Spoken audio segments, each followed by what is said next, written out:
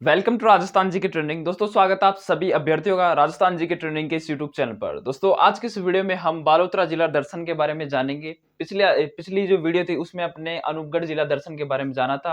आपने उस वीडियो को अच्छा खासा प्यार दिया, इसके लिए आपका तहे दिल से धन्यवाद।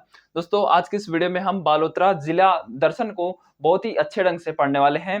तो बस आपसे एक छोटी सी रिक्वेस्ट है दोस्तों कि आप इस चैनल पर नए हो तो चैनल को सब्सक्राइब कर लीजिए और इस वीडियो को लाइक जरूर करना दोस्तों, और अपने दोस्तों में जरूर शेयर करना, क्योंकि बालोतरा जिला दर्शन से अपन इतनी चीजें जानने वाले हैं कि आपके एग्जाम में छप सके। ठीक है, तो चलिए बिना किसी विलंब के आज की इस वीडियो की शुरुआत करते हैं। तो सबसे पहले बालोतरा जिला दर्शन में जाने से पहले आपको पता होना चाहिए कि बालोतरा राजस्थान राज्य का 35वां जिला है। एक बात तो आपको यहाँ से पता क्लियर कट हो जानी चाहिए कि राजस्थान का 35वां जिला है और 34वां जिला था अपना कौन सा, अनूपगढ़ था। कौन सा था? अनूपगढ़। ठीक है, चलिए उसके बाद आपको पता होना चाहिए दोस्तों ये अपने विभाजित किससे हुआ था। तो दोस्तों विभाजित ये हुआ था, अपन वन लाइनर के रूप में जानेंगे, बिल्कुल ज्यादा अंदर की बातें ना करते हुए बार बार की बातें जानेंगे, वो बातें ही जानेंगे जो आपके एग्जाम में छप सकती है। ठीक है, चलिए तो विभाजित हुआ था ये अपने बाड़मेर जिले से अपने विभाजित हुआ था। कौन से जिले से? बाड़मेर जिले से अपने विभाजित हुआ था। और जो अनूपगढ़ था अपने वो बाड़मेर और श्री गंगानगर, यानी बाड़मेर और गंगानगर से विभाजित हुआ था अनूपगढ़। ठीक है, लेकिन बालोतरा की बात आ रही है तो बालोतरा अपने बाड़मेर जिले से विभाजित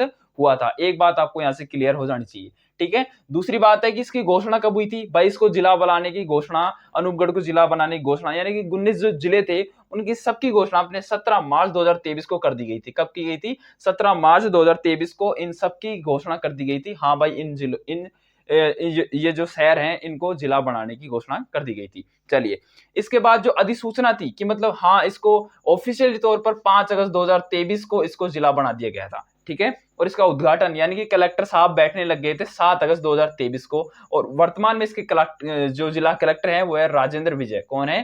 राजेंद्र विजय हैं, और ये प्रथम बाड़मेर जिले के जिला कलेक्टर हैं और वर्तमान में इनकी पोस्टिंग भी हो चुकी है और अपना कार्यभार संभाल रहे हैं। ठीक है, चलिए इसके बाद तहसील की बात करें तो इसमें 7 तहसीलें देखने को मिलती है अपन को। कितनी तहसीलें? 7 तहसीलें देखने को मिलती है, और उन तहसीलों के बारे में आगे आगे हम बात करेंगे। ठीक है, चलिए चलो यहाँ पे बात कर ही लेते हैं। तो तहसील है अपनी 7, कौन कौन सी है? एक तो गिड़ा है, एक बायतू है, और एक सिणधरी है, और एक सिवाना है, और एक समदड़ी है, और एक कल्याणपुर है, और पंचपंद्रा। ठीक है, गिड़ा, बायतू, सिणधरी, सिवाना, समदड़ी, कल्याणपुर और पंचपंद्रा, ये दोस्तों 7 जो तहसीलें हैं ये अपने बाड़मेर जिले से अलग हुए बालोतरा जिले की हैं। ठीक है, ये बात है आपको यहाँ से क्लियर हो जानी चाहिए। चलिए विधानसभा क्षेत्र की बात करें तो यहाँ पे 3 विधानसभा क्षेत्र हैं। पहला है सिवाना, दूसरा है बायतू और तीसरा है पंचपंद्रा। ठीक है, सिवाना, बायतू, पंचपंद्रा, सिवाना, बायतू, पंचपंद्रा, ये 3 अपने विधानसभा क्षेत्र देखने को मिलते हैं अपन को बालोतरा जिले से। ठीक है, चलिए जनसंख्या की बात करें, इंपॉर्टेंट चीज यहां से आ जाती है, कई बार पूछ लेता है कि कौन सी जिले की जनसंख्या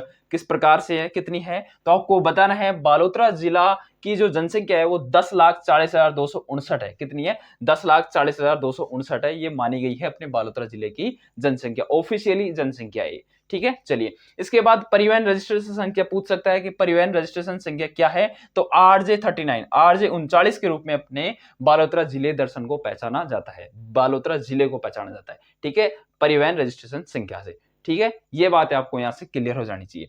इसके बाद तहसील अपनी कंप्लीट हो गई। ठीक है, अब बात करते हैं सीमावर्ती जिले की, मतलब राजस्थान के ऐसे कितने जिले हैं जो अपने बालोतरा जिले से अपनी सीमा बनाएंगे। तो वो है अपने कितने? 6 जिले हैं। कितने जिले हैं? 6 जिले हैं। उनके बारे में बात करें तो पहला है सांचौर, दूसरा पाली और जोधपुर, चौथा है अपने जैसलमेर, पांचवा है बाड़मेर और छठा है जालोर। ठीक है, ठीक है, सांचौर, पाली, जोधपुर, जैसलमेर, बाड़मेर, जालोर, ये 6 जिलों के साथ अपने बालोतरा जिला है वो सीमा साझा करेगा। ठीक है, 6 जिलों के साथ याद रखना। ठीक है, कौन कौन से? सांचौर, पाली, जोधपुर, जैसलमेर, बाड़मेर और झालोर। सांचौर, पाली, जोधपुर, जैसलमेर, बाड़मेर और झालोर। ठीक है, इसका एक उपनाम भी है, बहुत ही फेमस उपनाम है, पोपलीन नगरी।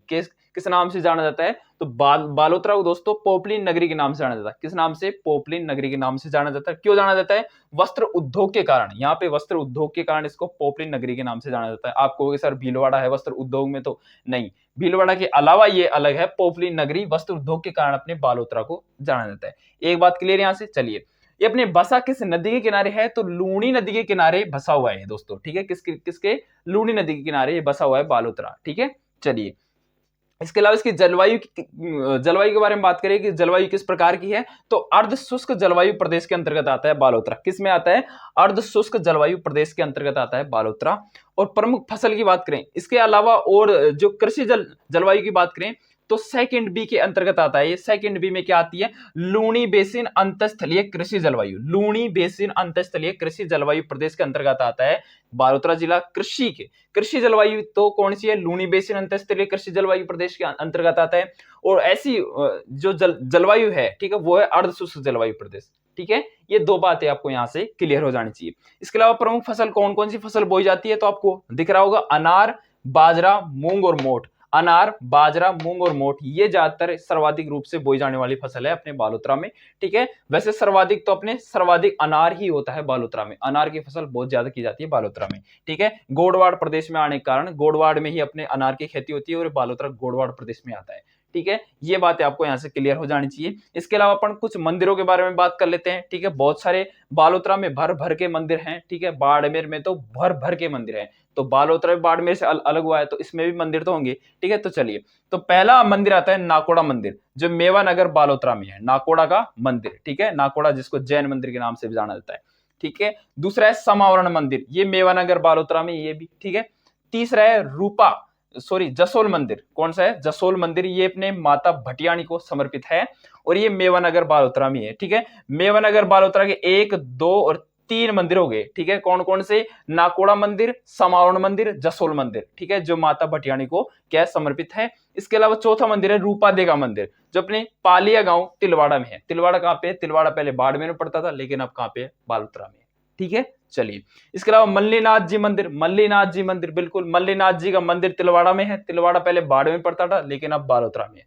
ठीक है, पशु मेला है, जो अब आपको बाड़मेर नहीं बताना मल्लीनाथ जी पशु मेला कहां पे लगता है, वो आपको बताना है बालोतरा जिले में लगता है, तिलवाड़ा बालोतरा में लगता है। ठीक है, इतनी बातें क्लियर। चलिए, इसके साथ रणछोड़ मंदिर, ये अपने कहां पे है?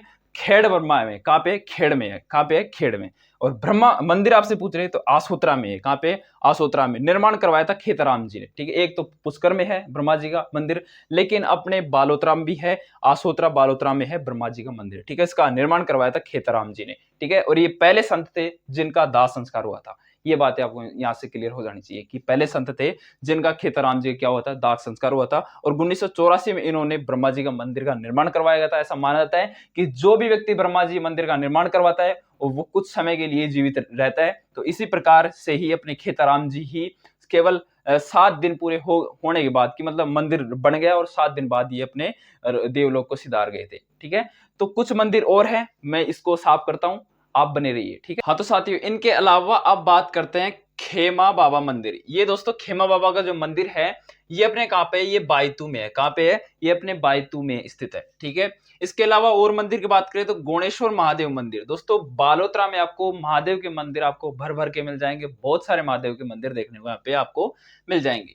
तो अपने गोणेश्वर महादेव मंदिर अपने डंडाली गांव में है। ठीक है, कहां पे है? डंडाली गांव में है। ये बातें आपको यहाँ से पता होनी चाहिए, अपने बालोतरा जिले में डंडाली गांव। ये सारी चीजें हैं जो आपको बालोतरा जिले से संबंधित देखने को मिल रही है। ठीक है, इसके अलावा हल्देश्वर महादेव मंदिर, ये अपने पीपलूद गांव में है। इसको राजस्थान का लघु माउंट आबू के नाम से जाना जाता है। ये प्रश्न आपके एग्जाम में छप सकता है कि राजस्थान का लघु माउंट आबू किस मंदिर को जाना जाता है, किस मंदिर के नाम से जाना जाता है? तो अपने हल्देश्वर महादेव के मंदिर को, जो अपने बालोतरा जिले में है। पहले किस जिले में था? पहले बाड़मेर जिले में था, अब कहां पे? बालोतरा जिले में है। ये राजस्थान का लघु माउंट आबू के नाम से जाना जाता है हल्देश्वर महादेव के मंदिर को, क्योंकि ये ऊंचाई पर स्थित होने के कारण। ठीक है, पहाड़ी पर है इसलिए। कोटेश्वर महादेव मंदिर, ये अपने गुड़ानाल में है। गुड़ानाल कहां पे? बालोतरा में है। ठीक है, हिंगलाज माता मंदिर, प्रसिद्ध मंदिर हिंगलाज माता मंदिर अपने हिंगलाज गांव में है। इसके अलावा नागणेची माता का मंदिर आपसे पूछ सकता है, ये अपने नगाना गांव में है, जिसको राठौड़ों की कुलदेवी के नाम से जाना जाता है। एक बात आपको यहाँ से पता होनी चाहिए कि राठौड़ों की कुलदेवी अपने नागणेची माता को जाना जाता है। और नागणेची माता का मंदिर नगाना गांव कहां पे है? बालोतरा में है। बाड़मेर नहीं आना चाहिए, बालोतरा में है।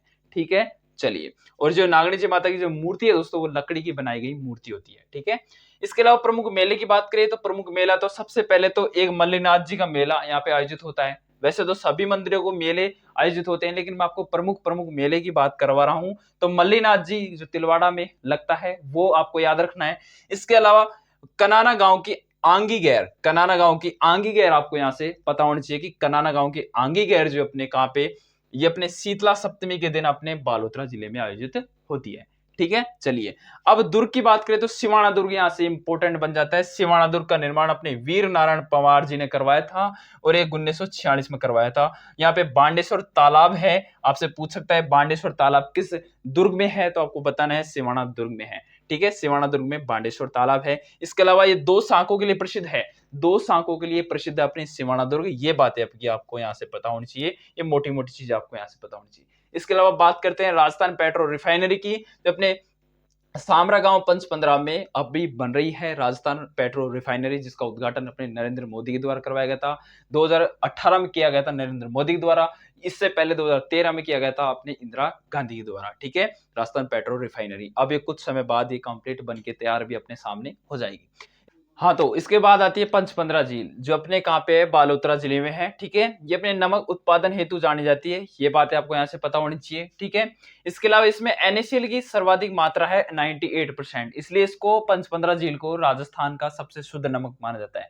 ठीक है, इसके अलावा ये जो नमक निकालने वाली जो जाति है वो खारवाल जाति इस नमक को निकालने का कार्य करती है, और ये मोरली झाड़ी का इस्तेमाल करती है नमक निकालने के लिए। ठीक है, इसके अलावा इसको जो नमक होता है ये पंचपंद्रा झील का, इसको कोसारी के नाम से जाना जाता है। ठीक है, किस नाम से? कोसारी नाम से जाना जाता है। तो ये हो गया अपना पूरा बालोतरा जिला दर्शन समाप्त। आपको कैसी लगी ये वीडियो आप नीचे कमेंट के माध्यम से जरूर बताकर जाना। हमें और क्या क्या सुधार करना है वीडियो के अंदर ये भी आप जरूर बताकर जाना। हमारी पहली शुरुआत है तो हमें थोड़ा बहुत सपोर्ट करने की आवश्यकता है। आशा करता हूँ कि आप हमें सपोर्ट करेंगे। थैंक यू, धन्यवाद।